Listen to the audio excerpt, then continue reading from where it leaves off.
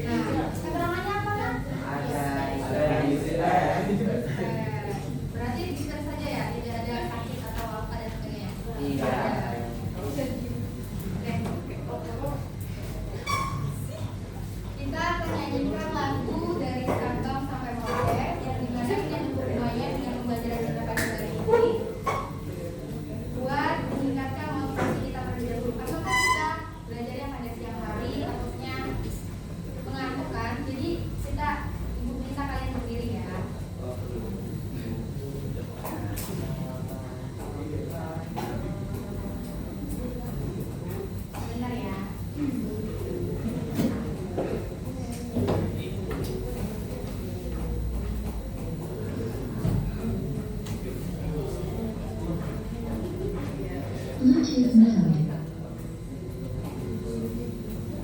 Connected.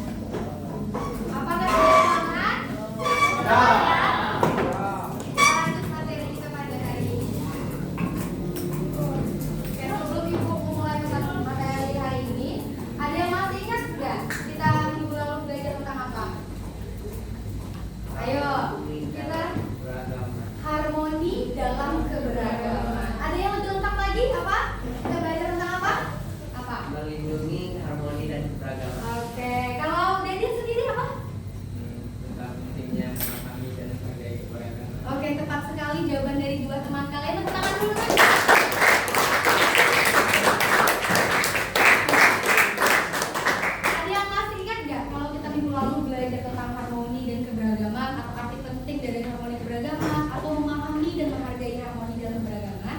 Lalu mengapa kita harus harmoni itu ada di negara Indonesia? Kenapa harmoni harus ada di tengah keberagaman masyarakat Indonesia? Ada yang bisa jawab? Ayo, kenapa harmoni itu harus ada di dalam negara Indonesia atau dalam keberagaman? Ya, silakan Nahwa. Karena negara Indonesia terdiri atas berbagai suku, ras, agama, dan sebagainya. Ya, tepat sekali. Kembali applause untuk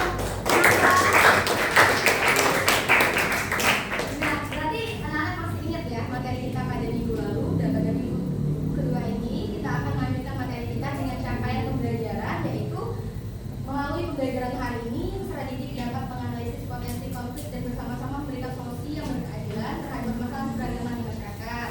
Adapun tujuan pembelajaran kita pada hari ini melalui bahan ajar yang telah Ibu berikan melalui aplikasi Google Site, peserta didik mampu menganalisis potensi konflik keberagaman yang ada di masyarakat dengan baik. Yang kedua, melalui kasus dan artikel yang diberikan oleh guru dengan menggunakan angka PD, peserta didik mampu merumuskan solusi secara bersama-sama terhadap permasalahan keberagaman di masyarakat dengan tepat. Jadi ini tujuan kita yang hari ini kita kenapa kalian bertanya-tanya tidak? Kenapa menggunakan pakaian seperti ini atau ibu menggunakan pakaian seperti ini? Ada yang tahu ini khas mana? Sumatera Selatan. Apa namanya ini? Kain apa? Songket. Yang menjadi ciri khas Sumatera Selatan. Ada kain lagi yang seperti yang dipakai Fahira ya? Itu jemputan khas Sumatera juga. Yang kalian pakai itu tahu namanya? Tanja. Tanja, itu khas Sumatera. Jadi pendekatan hari ini kita melakukan pendekatan CRT. Jadi sesuai dengan kultur budaya kita, di mana kita tinggal di Sumatera Selatan. Mengapa kalian menggunakan baju ini? Inilah alasannya. Nah, kalau model sendiri ada problem based learning. Terus untuk metode ada diskusi dan jawab. Nah, oke. Kita lanjut ke materi kita ya. Kita akan membahas tentang identifikasi potensi konflik yang beragam dalam masyarakat. Oke.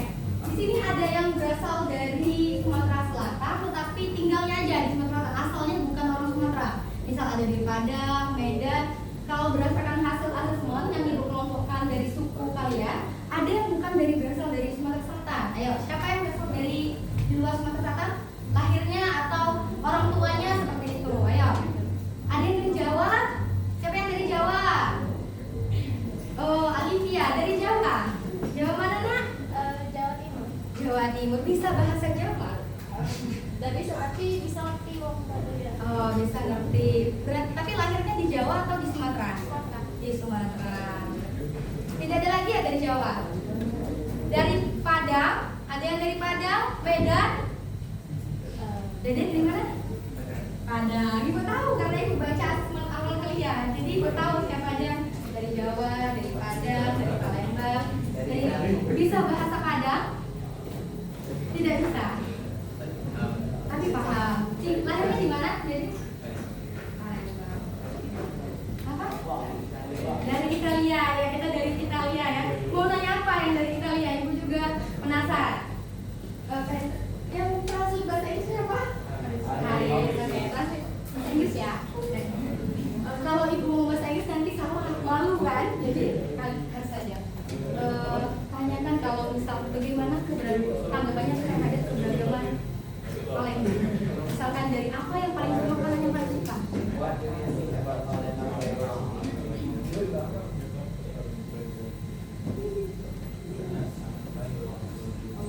Kalau misalkan makanan yang paling suka apa? Yang di Palembang?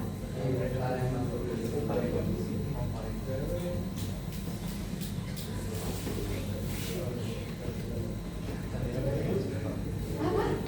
Pecel lele. Dia suka pecel lele, Nak. Wow. Kalau kalian pasti suka makanan luar kan? Kembalikan berarti. Peter suka makanan Indonesia, kalian suka makanan luar. Kalau misalkan apa ya? Kalau misalkan kan dia sudah lama di Indonesia atau di Palembang misalnya kan. Nah, lebih ada niat untuk tinggal di Indonesia untuk beberapa waktu lagi, atau memang harus maksudnya karena dia nyaman di Indonesia, apakah ada niat untuk kembali lagi ke Indonesia untuk berlibur kah, atau lagi kah atau untuk sekedar berlibur dan berkunjung? Coba.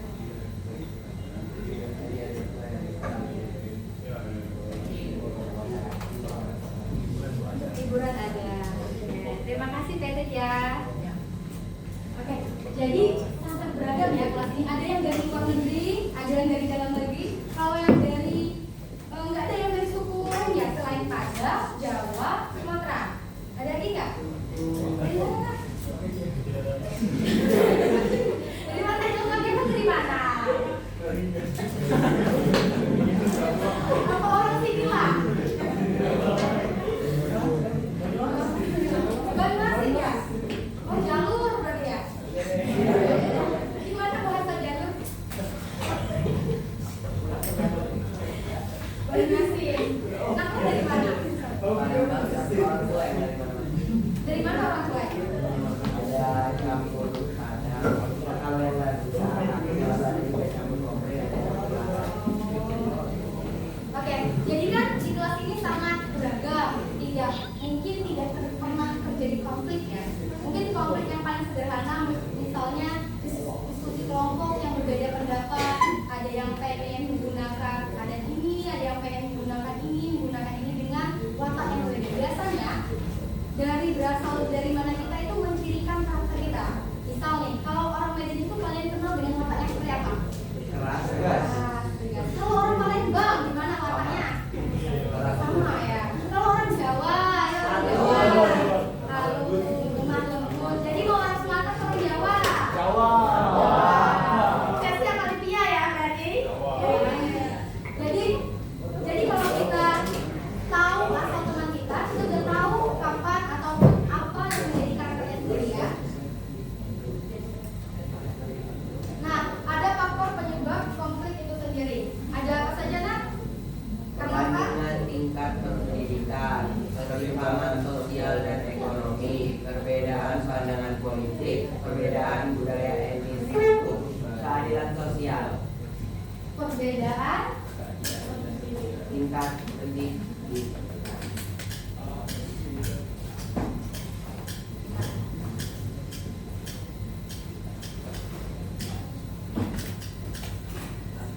bentar.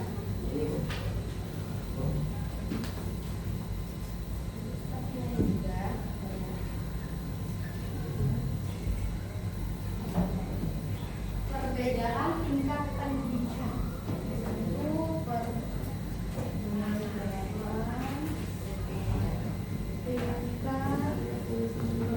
pendidikan. Ada yang bisa jelaskan apa maksud dari perbedaan tingkat pendidikan yang menyebabkan faktor penyebab konflik dan kelompok masyarakat? Nah, salah lagi. Ada yang lain nggak? Ibu pengen mendengarkan bintang. Ayo. Anak-anak yang sekolah di swasta sama di negeri biasa beda-bedain. Ada perbedaan antara swasta dan negeri ya? Iya. Ya, memang kalau contoh sederhananya itu ada perbedaan antara swasta dan negeri, atau kalau dulu ada namanya IPA dan IPS. Ya kan? Pernah dengar ada IPA dan IPS? Oh, iya. Ada kelas IPA dan IPS. Nah, jawaban bintang tepat sekali dalam konteks kalian sekolah. Tingkat dari penyebab faktor konflik yang di tengah lingkungan sekolah atau peserta didik itu adalah perbedaan dari adanya klasifikasi. Ada klasifikasi kelas yang IPA, IPS, atau anak-anak pintar, kelas yang bisa dikategorikan ini kelas pintar, ini kelas yang nggak pintar gitu. Itu dapat menyebabkan konflik, padahal pintar itu semua orang itu pintar. Cuma ada satu kebenarannya yaitu malas, ya kan? Ya. Oke, kalau dari perbedaan tingkat pendidikan di masyarakat maksudnya gimana? Ada yang bisa jelaskan? Silakan teman-teman.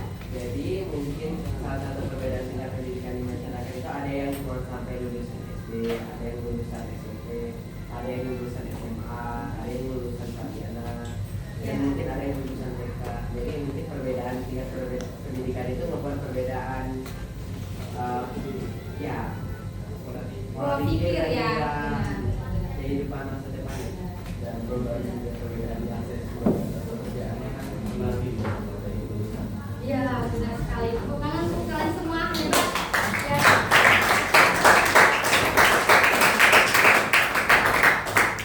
Ya, benar sekali jawaban dari teman-teman kalian.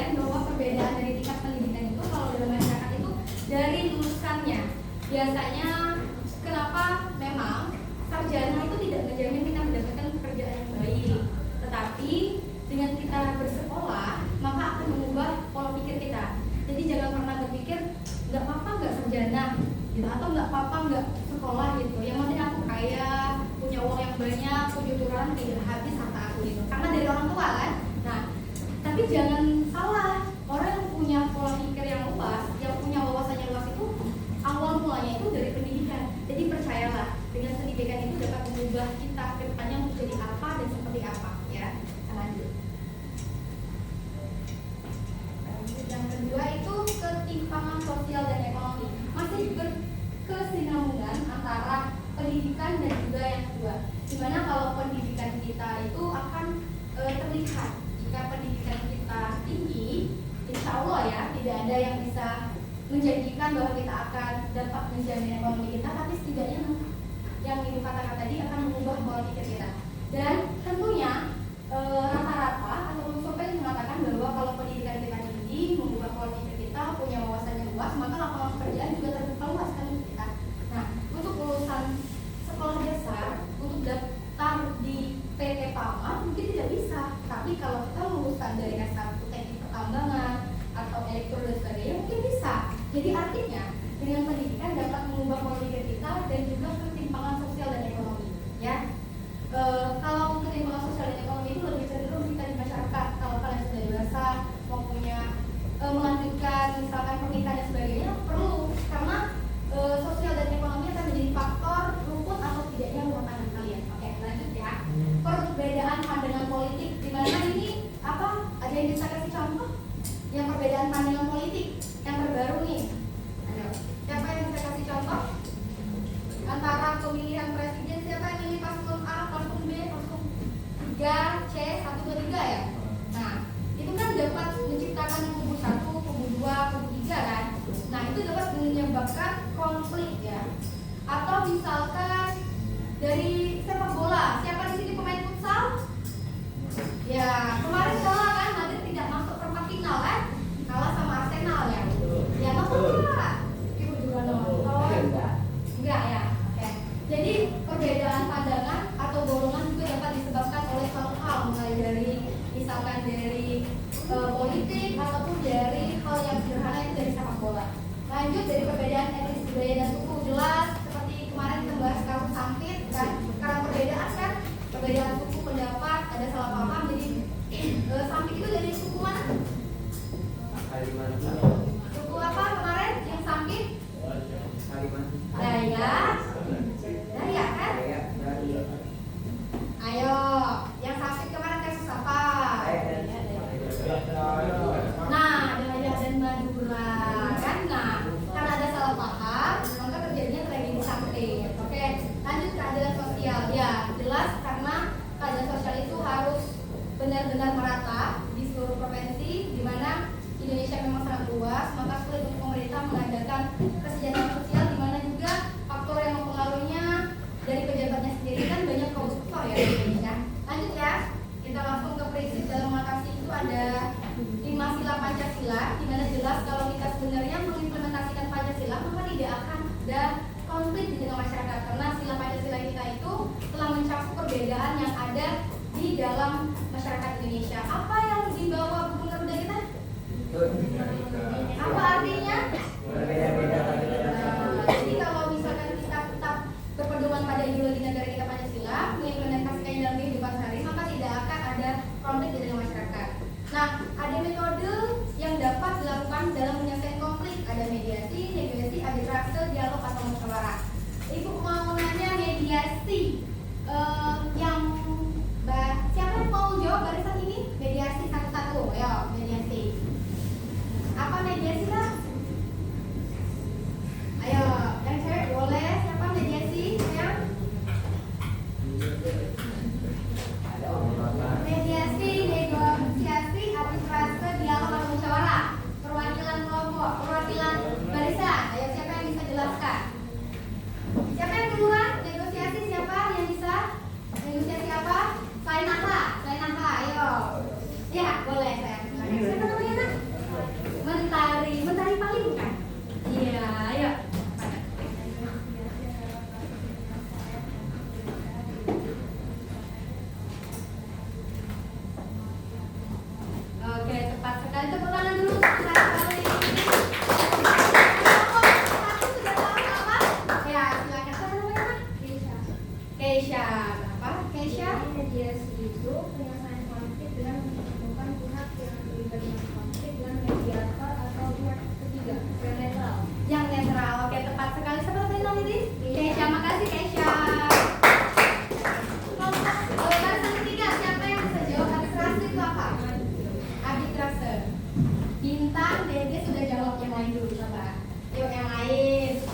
gambar apa? Ayo. Apa arbitrase? Arbitrase. Ayo, selain bintang sama Dede, ayo. Siapa nah? Fahri, yang mana Fahri? Ayo, arbitrase apa Fahri? Arbitrase adalah proses penyelesaian konflik dengan cara menyerahkan penyelesaian konflik kepada pihak ketiga yang independen dan netral. oke. Pintar ya. Kelompok. Kelompok. Berarti tempat apa musyawarah atau dialog? Siapa namanya? Ayo.